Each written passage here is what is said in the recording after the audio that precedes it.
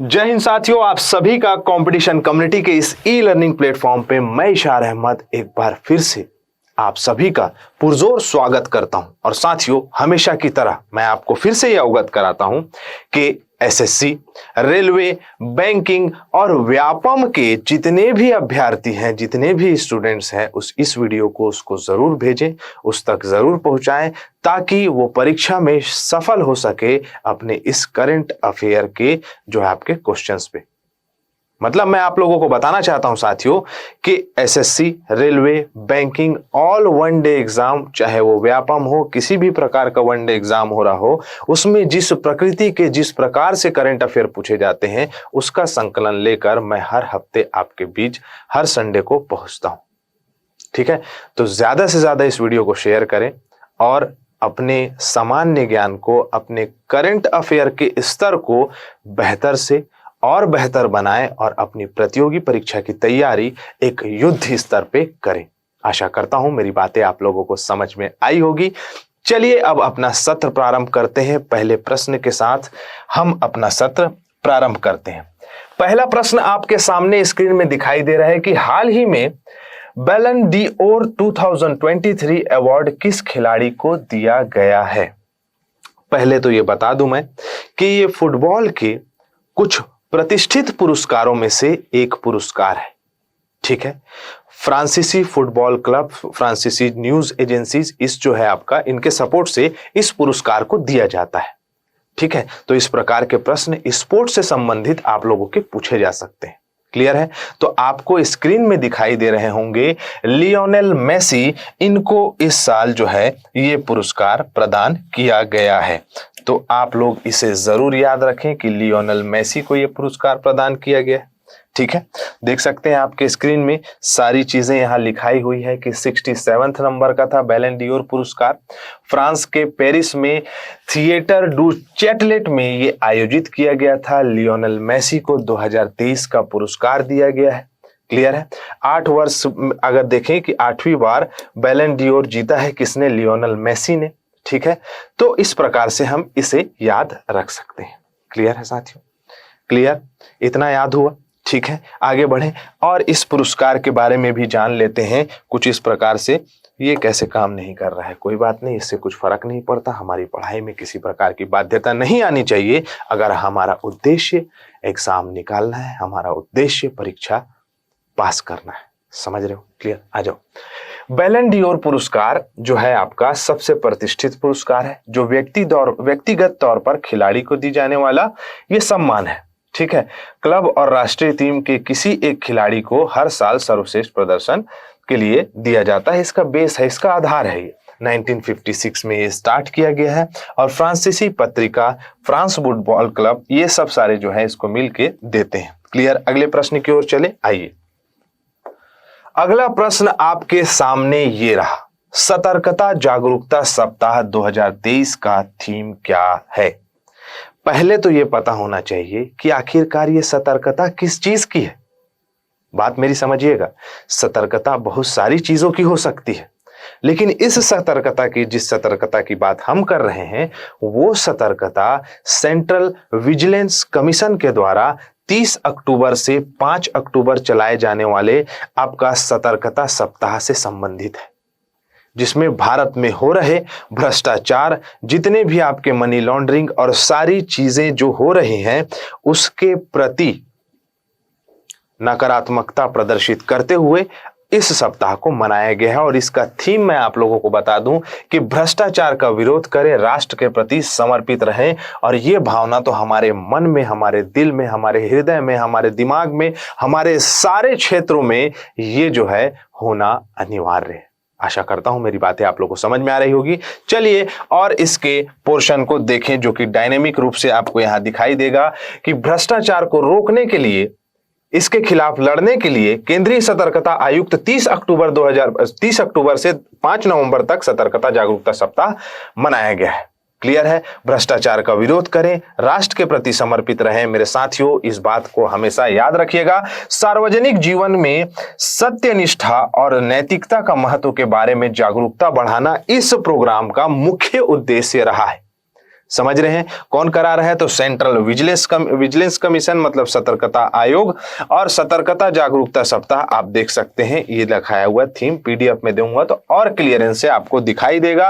अब हम बात करते हैं केंद्रीय सतर्कता आयोग की कि भारत का केंद्रीय सतर्कता आयोग भारत सरकार के विभिन्न विभागों के अधिकारियों कर्मचारियों को संबंधित भ्रष्टाचार को क्या करता है? नियंत्रित करता है। अगर कोई सरकारी नौकरी में है, जैसे कि आप पहुंचेंगे तो आपको मैं पढ़ा रहा हूं तो आप तो इससे अवगत होंगे कि भ्रष्टाचार नहीं करना है, लेकिन जो भ्रष्टाचार करेगा उसके पास ये आयोग पहुंच जाएगा, इसीलिए भ्रष्टाचार नहीं होना चाहिए। क्लियर?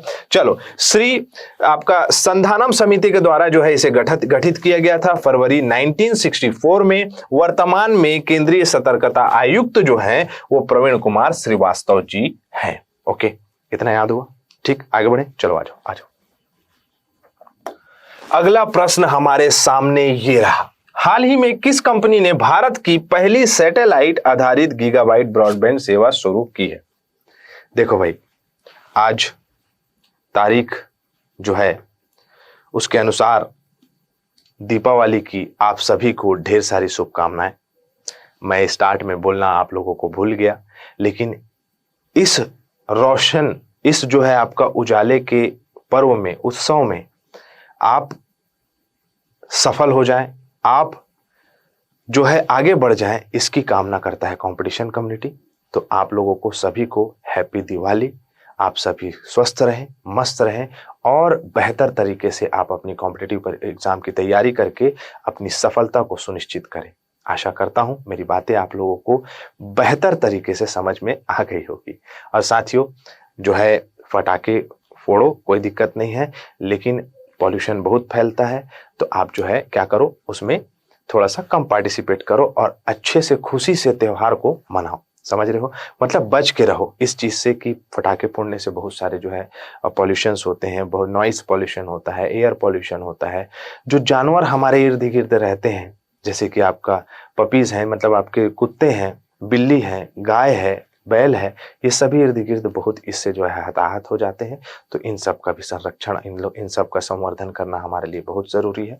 तो आपसे जो है मैं बस इतना ही अपील करूंगा कि सभी को देखते हुए जो है आप इस त्योहार को मनाएं और खुश रहें और स्वस्थ रहें। क्लियर? हाल ही में किस कंपनी ने बनाया है ये सैटेलाइट? ठीक है, हाल ही में किस कंपनी ने भारत की पहली सैटेलाइट आधारित गीगाबीट ब्रॉडबैंड सेवा शुरू की है? तो आपको दिखाई दे रहा होगा स्क्रीन में, रिलायंस जियो ने जो है इसे स्टार्ट किया है। किसने चालू किया है? रिलायंस जियो ने। अगर मैं इसके बारे में बात करूं तो आपको दिखाई दे रहा है कि रिलायंस जियो ने भारत में पहली सैटेलाइट आधारित गीगा फाइबर इंटरनेट सेवा शुरू की है। अगली बात यहां जानना जरूरी है, कहां कहां शुरू की है। स्थानों की बात पूछा जा सकता है। गुजरात में गिर हो गया, छत्तीसगढ़ का कोरबा, उड़ीसा का नवरंगपुर, असम में जो है जोरहट वाला क्षेत्र में, यहाँ जो है स्टार्ट किया गया है। क्यों स्टार्ट किया गया है? सेवा का उद्देश्य पूरे भारत में पहले से वंचित क्षेत्रों में हाई स्पीड ब्रॉडबैंड कनेक्टिविटी दी जाए, ताकि वो इंटरनेट का उपयोग करके बेहतर तरीके से सारी सुख सुविधाएं प्राप्त करें, अपनी इंफॉर्मेशन को और बेहतर से और बेहतर बनाएं। क्लियर है? चलिए आगे चलो। अगला प्रश्न हमारे स्क्रीन पे ये रहा, 1 नवंबर को मध्य प्रदेश स्थापना दिवस मनाया जाता है। मध्य प्रदेश की स्थापना किस वर्ष हुई थी? वर्ष से संबंधित प्रश्न पूछा जाता है स्टैटिक पोर्शन भैया, कि आपका मध्य प्रदेश की स्थापना कब हुई, छत्तीसगढ़ की कब हुई, उत्तराखंड की कब हुई, झारखंड की कब हुई। तो ये जितने भी राज्य हैं उनसे संबंधित स्टैटिक पोर्शन भी हमें देखना जरूरी हो जाता है। तो अब तक आप लोगों ने आंसर लगा लिया होगा कि 1956 में जो है आपका मध्य प्रदेश सेंट्रल प्रोविंस जो है उससे मध्य प्रदेश जो है वो बना था। क्लियर है? अब देखो यहाँ बहुत सारी बातें कि 1 नवंबर को मध्य प्रदेश स्थापना दिवस भी मनाया जाता है और बहुत सारे राज्य जो है वो 1 नवंबर को बने हैं, देखेंगे। ठीक है, 2023 में ये कौन सा था? तो 68 नंबर का था। ठीक है, स्थापना के समय मध्य प्रदेश के राज्यपाल कौन थे? तो पट्टाभी सीतारामैया और मुख्यमंत्री रविशंकर शुक्ल जी थे। 1 नवंबर दिन स्थापित अन्य राज्य कौन कौन से हैं? तो राज्य उत्सव दिवस मनाया जाता है कर्नाटक का, केरल और आंध्र प्रदेश। 1956 होगा, देखना 1 नवंबर 1956 में केरल भी बना था, आंध्र प्रदेश में बना था, हरियाणा और पंजाब जो है 66 में बने थे 1 नवंबर को, और छत्तीसगढ़ जो है 1 नवंबर 2000 को बना था। तो इतने राज्य आपको पता होना चाहिए। क्लियर? पीडीएफ में इसको लेंगे पढ़ेंगे तो जरूर, लेकिन अपने नोट्स जो है ये बनाते जाएंगे। एक स्टैटिक के लिए बना लीजिएगा, स्टैटिक जीएस के लिए, ताकि आप उसको प्रॉपर नोट कर सकें। क्लियर? चलो आ जाओ, आगे बढ़ते हैं। अगला प्रश्न है, अमृत वाटिका और अमृत महोत्सव स्मारक किस स्थान पर बनाया गया है? तो पहले तो मैं आप लोग को बता दूं कि नई दिल्ली में इसे बनाया गया है। ठीक है, आपने ये वीडियो देखा होगा कि नरेंद्र मोदी जी सभी जो है आपके गांव से कलश में मिट्टी जो है, चाहे वो शहीदों के हो, और बहुत जो है मिट्टियां ला के जो है प्रॉपर दिल्ली में इस प्रकार से इस कलश का निर्माण किया गया है। पूरे भारत के बहुत सारे राज्यों से मिट्टी लाई गई है, जैसे कि आप देख सकते हो। मेरी माटी मेरा देश अभियान समारोह में शामिल हुए और इसमें ये अमृत महोत्सव अमृत वाटिका बनाया गया। ठीक है, और मेरी माटी मेरा देश अभियान का क्या उद्देश्य है? तो पहले याद रख लो कि ये 2 दिन चला। यहाँ से प्रश्न पूछेगा 9 अगस्त से आपका कहाँ तक के 31 अक्टूबर तक। ठीक, मेरी माटी मेरा देश अभियान के तहत अमृत कलशों के जरिए गांव-गांव की मिट्टी दिल्ली लाया गया था। ठीक है, बलिदान को याद किया और भारत की एकता को जो है इसमें प्रदर्शित किया गया है, तो आप इसे याद रख सकते हैं। अगला प्रश्न हमारे सामने ये रहा कि हाल ही में संयुक्त राष्ट्र महासभा ने गाजा प्रस्ताव को मंजूरी दी। यह प्रस्ताव किस देश के द्वारा तैयार किया गया है? ठीक है, तो मैं आप लोग को पहले बता देता हूं इसका आंसर। गाजा प्रस्ताव जो है कहाँ? संयुक्त राष्ट्र महासभा में जॉर्डन के द्वारा इसे लाया गया था। अब गाजा पट्टी की चर्चा कर लेते हैं।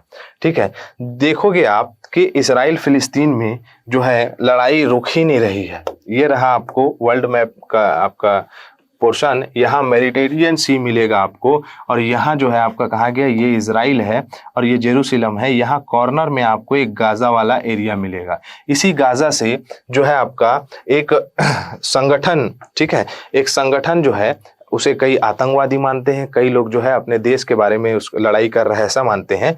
तो वो संगठन जो है जिसका नाम था हमास, वो हमला कर देता है इसराइल के ऊपर, और इसराइल के ऊपर जब हमला कर लेता है तो आपका इसराइल उसके ऊपर कंटिन्यूअसली वहां पर जो है हमला बरसाया जा रहा है। तो इस पे चर्चा चल रही है और इस पे जो है सभी देशों ने अपना अपना स्टैंड लिया। जैसे भारत है, भारत अभी बिल्कुल शांति के पक्ष में है कि शांति बनाए रखना है। खैर, इसमें चर्चा करने भिड़ेंगे तो बहुत सारी बातें हो जाएंगी, लेकिन हमें याद रखना है कि किसने बनाया था। तो जॉर्डन ने बताया था। अन्य देखिए पोर्शन क्या है, गाजा पट्टी में रहने वाले लगभग 20 लाख लोग आधारभूत चीजों के लिए जूझ रहे हैं और वहां जो है उन लोग को प्रोवाइडेशन के लिए ये गाजा प्रस्ताव लाया गया है। क्लियर? अगले प्रश्न की ओर चले। हाल ही में Akhaura Agartala cross border rail संपर्क परियोजना भारत और किस देश के साथ मध्य शुरू किया गया है? ठीक है, तो आप लोगों को मैं बता दूं सबसे पहले कि बांग्लादेश के साथ ये 3 प्रमुख जो परियोजनाएं हैं इस पे जो है बात करी गई है हमारे भारत के प्रधानमंत्री और बांग्लादेश के प्रधानमंत्री शेख हसीना जी के द्वारा। तो आप देख सकते हैं यहाँ कि नरेंद्र मोदी जी और बांग्लादेश की प्रधानमंत्री शेख हसीना ने वीडियो कॉन्फ्रेंस पे ये चर्चा की और वो परियोजना लाई। ये तीनों परियोजना भारत की सहायता करेगा। यह 3 परियोजनाएं निम्नलिखित है: Akhaura Agartala cross border rail संपर्क, खुलना मोंगला बंदरगाह रेल लाइन, मैत्री सुपर थर्मल बिजली संयंत्र की इकाई 2। तो इस प्रकार से ये चल रहा है। जैसे कि सभी परियोजनाओं के बारे में मैंने कर दिया। जैसे अनुदान आपका यहाँ दिया हुआ है 392.52 करोड़ भारत बांग्लादेश के मध्य शुरू हुआ है। अनुदान भारत ने दिया है, भारत सपोर्ट कर रहा है। 388.92 किसमें? तो खुलना मोंगला बंदरगाह परियोजना में। ठीक, रेल लाइन में। मैत्री सुपर थर्मल बिजली परियोजना में कितना है? तो आपका लगभग 1.6 मिलियन US$ के रूप में अनुदान दिया जा रहा है। तो ये सभी चीजों को आप देखेंगे प्रॉपर नोट्स बना के, ताकि आप लोग इसको बेहतर तरीके से याद कर सकें। अगला प्रश्न है, क्या भारत का पहला शहर कौन सा है जिसे यूनेस्को ने सिटी ऑफ लिटरेचर के रूप में मान्यता दी है? अभी यूनेस्को ने इस नवंबर माह में मुख्य रूप से 2 शहर, कौन सा? तो केरल का कोझिकोड, जो कि आपका क्या कहा गया है? सिटी ऑफ लिटरेचर के नाम से, और सिटी ऑफ आपका सॉन्ग या आपका क्या बोलते हैं संगीत के क्षेत्र में किसे दिया गया है? तानसेन के नगर को। वो कौन सा है? तो ग्वालियर। ठीक है, देख सकते हो आप कि कहा गया भाई, यहाँ भारत के 2 शहरों को दिया है। साहित्य के शहर में सिटी ऑफ लिटरेचर मान्यता कोझिकोड को, और ग्वालियर शहर को सिटी ऑफ म्यूजिक। ठीक है, सॉन्ग नहीं होगा, म्यूजिक होगा। ठीक है, सॉन्ग निकल गया। ठीक है, यहाँ तानसेन जी की जन्मस्थली है। क्लियर है। और देख सकते हैं आप कि बाकी देशों को, बाकी शहरों को क्या क्या नाम दिया गया है। शिल्प और लोक कला में जयपुर, वाराणसी को सिटी ऑफ म्यूजिक कहा जाता है, वाराणसी को भी Chennai city of music, Mumbai के लिए फिल्में, ठीक है। तो इस प्रकार से सभी को आप लोगों को याद रखना है। क्लियर साथियों, आगे बढ़े। अगला है, हाल ही में किस देश ने जलवायु परिवर्तन के विशेषज्ञ प्रोफेसर सलीमुल हक निधन से संबंधित प्रश्न है, प्रश्न पूछे जा सकते हैं।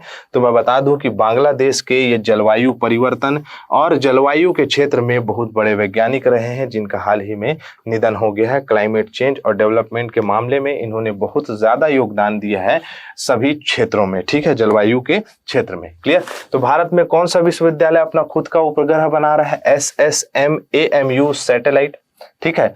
तो अलीगढ़ मुस्लिम विश्वविद्यालय, जिसकी स्थापना किसने की थी? तो सर सैयद अहमद खान साहब ने, और इन्हीं के नाम पे ये सैटेलाइट का नाम रखा जा रहा है, जो स्वतः देखा जाए तो पहली बार भारत में ऐसा किया गया है, ठीक है। अलीगढ़ मुस्लिम विश्वविद्यालय, संस्थापक कौन है? सर सैयद अहमद खान। और हाल ही में जो है अलीगढ़ यूनिवर्सिटी ने ये चालू किया है, ठीक है। और इसका नामकरण भी जो है वो किसके नाम से रखा गया है? सर सैयद अहमद खान के नाम से इस सैटेलाइट का नाम रखा गया है। क्लियर। अगला है, हाल ही में road accident in India 2022 report बहुत इंपॉर्टेंट और बहुत खराब स्थिति है, ठीक है। किसके द्वारा किया जाता है? तो ministry of road transport and highway के द्वारा जो है इसे जारी किया गया है। अब यहाँ पर समझने वाली चीज है साथियों, जैसे देख सकते हो कि रिपोर्ट के अनुसार 2022 में सड़क दुर्घटनाओं में 1.68 लाख जो है आपका इतने लोग मारे गए, जो कि कितने प्रतिशत है? जो कि दुर्घटना में पिछले साल की तुलना में दुर्घटना में 11.9% की वृद्धि हुई है, वृद्धि हो गई है इसमें। और ये बहुत खतरनाक है, बहुत दयनीय है। हमें गाड़ी चलाते समय, हमें किसी भी प्रकार से अगर ट्रैवल कर रहे हैं तो उस समय सारी चीज़ों का ध्यान रखना जरूरी है।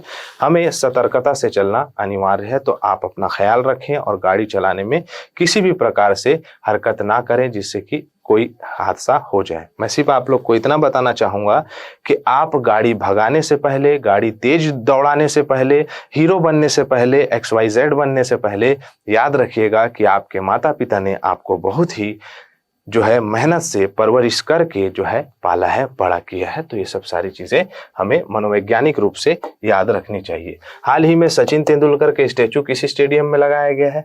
तो मैं बता दूं आप लोगों को, वानखेड़े स्टेडियम मुंबई में, ठीक है। यहाँ के मुख्यमंत्री के साथ जो है इन्होंने वानखेड़े में क्या बनाया है? कांस्य प्रतिमा इनकी बनी है सचिन तेंदुलकर की। भारतीय निर्वाचन आयोग द्वारा तैयार किया गया इनकोर सॉफ्टवेयर में इनकोर का पूर्ण रूप क्या है?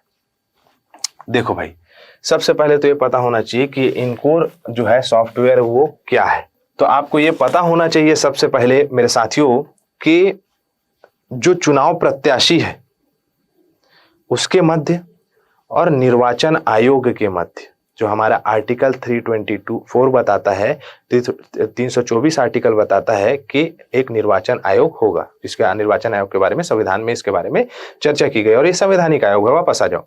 तो आपका जो प्रत्याशी है और निर्वाचन आयोग के बीच में मतदान, मतगणना, रिजल्ट, ये सब सारी चीजों की ट्रांसपेरेंसी को रखेगा। क्लियर है? चलो तो इसी चीजें के बारे में जाने तो क्या है हाँ, ये है इन building communication on real time आपका इन्वायरमेंट, इसका फुल फॉर्म है। ये आपका वेबसाइट डेवलप किया गया है, देख सकते हो आप। इन building communication on real time environment क्या कह रहा है? तो ये जो है सॉफ्टवेयर रिटर्निंग अधिकारी को उम्मीदवार के नामांकन, रिटर्निंग अधिकारी के लिए है जी, याद रखना। क्लियर? रिटर्निंग अधिकारी को उम्मीदवार के नामांकन, मतदान, मतदाता आपका गिनती, ये सब सारी चीजों को अपडेट करेगा, ठीक है। तो आपको ये पता होना चाहिए। क्लियर है? आगे बढ़े। चलो, जो मैंने बताया स्टार्ट में कि आपका जो प्रत्याशी है और निर्वाचन आयोग के मध्य नहीं, ये रिटर्निंग अधिकारी, याद रखना, ठीक है। त्रुटि हुई है यहाँ पर मेरे से, लेकिन इसको सुधार लेना। क्लियर? और एक और है आपका सी विजिल एक एप्लीकेशन है जिसमें आचार संहिता में अगर कोई किसी भी प्रकार का अवैध क्रियाकलाप हो रही है तो उसका फोटो खींच के जो है आप डाल सकते हो, सीधा निर्वाचन आयोग देख लेगा उसको और उस पर कार्रवाई कर देगा। तो सी विजिल भी याद रखना। क्लियर? आगे बढ़े। चलो, अगला प्रश्न हमारे सामने ये रहा। भारतीय निर्वाचन आयोग के बारे में बात करते हैं। राष्ट्रपति, उपराष्ट्रपति, राज्यसभा, लोकसभा, विधानसभा आदि चुनाव के लिए स्वतंत्र रूप से कार्य करता है। 25 जनवरी 1950 को ये बना था, इसीलिए इस दिन जो है मतदाता दिवस मनाया जाता है। संवैधानिक आयोग है, भाग 15 के 324 से 329 तक आर्टिकल में इसके बारे में चर्चा है। 3 सदस्यीय आयोग होता है, मतलब इसका स्ट्रक्चर कैसे है तो 1+2 है, याद रख लेना। एक मुख्य निर्वाचन आयुक्त होता है और 2 निर्वाचन आयुक्त अन्य होते हैं। वर्तमान के 25वें मुख्य निर्वाचन आयुक्त कौन है तो राजीव कुमार है, अनूप चंद्र पांडे और अरुण गोयल ये अन्य निर्वाचन आयोग है। सुमित कुमार सेन प्रमुख निर्वाचन आयुक्त प्रथम रहे हैं, ठीक है। सुकुमार सेन, सुमित कुमार बोल रहा हूं भाई, सुकुमार सेन। और जो है एस रमा देवी, कौन, एस रमा देवी जी जो है वो प्रथम महिला आयुक्त रही है। यहां से प्रश्न पूछता है 25 जनवरी को राष्ट्रीय निर्वाचन दिवस मनाया जाता है। अगला प्रश्न है हमारा, निम्न में से किसके द्वारा one nation one registration platform किसने लॉन्च किया है तो नेशनल मेडिकल काउंसिल के द्वारा स्टार्ट किया गया है। सभी डॉक्टरों को एक रजिस्ट्रेशन कराना होगा जिसकी जानकारी सरकार के पास होना जरूरी है। और ये कौन सा है तो राष्ट्रीय चिकित्सा आयोग, NMC, नेशनल मेडिकल कमीशन, तो इसके द्वारा स्वास्थ्य परिवार कल्याण मंत्रालय के अंतर्गत आता है। ये चेक करेगा सारी चीजें। क्लियर, आगे बढ़े, आ जाओ। अगला है, हाल ही में किसे भारतीय रिजर्व बैंक का कार्यकारी निदेशक ED नियुक्त किया गया है तो आप लोग को मैं बता दूं कि मनोरंजन मिश्रा जी को जो है नियुक्त किया गया है, ठीक है। आप लोग को बताना है कि RBI का राष्ट्रीयकरण कब हुआ है, मैं हमेशा बताता हूं, ठीक है, कमेंट बॉक्स में। अब है संयुक्त सैन्य अभ्यास काजिद 2023 किन देशों के बीच में हो रहा है तो आपको पता होना चाहिए भारत और कजाकिस्तान के बीच में। क्लियर है, अगले प्रश्न की ओर बढ़े। कहाँ गया अगला प्रश्न, ये रहा। अगला प्रश्न है, रग्बी वर्ल्ड कप किसने जीता तो दक्षिण अफ्रीका ने जीता। उसके बाद है, भारत में 31 अक्टूबर राष्ट्रीय एकता दिवस मनाया जाता है सरदार वल्लभ भाई पटेल की जन्मतिथि के अवसर पर। क्लियर है, उसके बाद आगे बढ़ते हैं।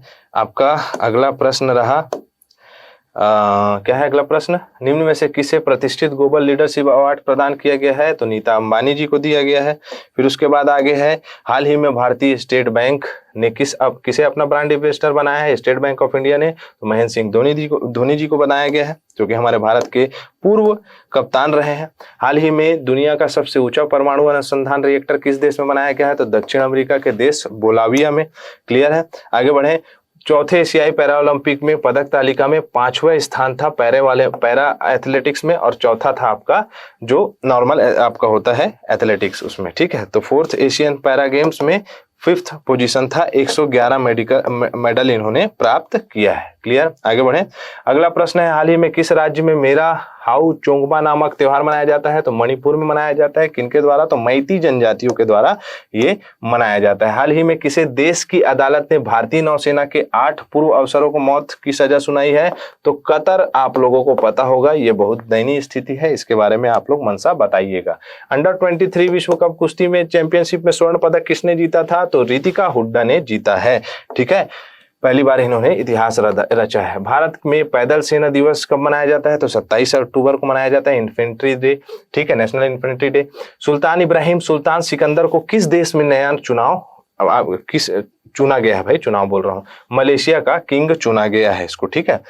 हाल ही में रॉबर्ट फिफो किस यूरोपीय देश के प्रधानमंत्री बने हैं तो स्लोवाकिया के। क्लियर है, याद रख सकते हैं आप इसे। हाल ही में किसे बिम्स्टेक का महासचिव बनाया गया है तो इंद्रमणि पांडे जी को बनाया गया है। क्लियर, आगे बढ़े। अगला है, बे ऑफ बंगाल आपका initiative for multi sectoral technical and economic corporation जिसे बिम्स्टेक कहा जाता है। इसमें जो है आपका तटवर्ती जितने भी देश हैं जैसे कि 7 सदस्यीय आपका ये बिम्स्टेक संगठन है जो आसपास सभी अंतरराष्ट्रीय रूप से आर्थिक और सहयोग करते हैं सभी का। क्लियर है, आगे बढ़े। अगला है, विश्व पोलियो दिवस कब मनाया जाता है तो 24 अक्टूबर को मनाया जाता है। एक भी बच्चा छूटा मतलब सुरक्षा चक्र टूटा। उसके बाद है आप लोगों के लिए प्रश्न, यहाँ से आप लोग को प्रश्न देना है। मैं हट गया हूँ, इसका स्क्रीनशॉट ले सकते हैं। इसका आंसर आपको ABCD में बताना है। क्लियर है, तो मेरे पीछे में आपको प्रश्न दिखाई दे रहा है, इसका आंसर आप लोगों को देना है। जो रिवीजन का सेशन रहता है मैं उसको थ्रो बैक बहुत जल्दी करता हूं, ताकि क्यों करता हूं क्योंकि इससे पहले मैं पढ़ा चुका हूं, तो पहले वीडियो को आप देख सकते हैं। आपको आई बटन में भी मिल जाएगा पहला वीडियो हिस्से वाला। तो सारी चीजों को आपको बेहतर तरीके से याद रखना है साथियों। इसी के साथ मैं इजाजत चाहूंगा। जय हिंद, जय भारत। अगर आप चाहते हैं अपने कैरियर को एक नई दिशा देना और सुनहरे भविष्य को साकार करना तो जुड़िए कंपटीशन कम्युनिटी के साथ। आज ही हमारे वेबसाइट के कैरियर पेज पर विजिट करें अथवा डिस्क्रिप्शन बॉक्स पर दिए गए लिंक पर क्लिक करें। हमेशा आपके साथ टीम कोको।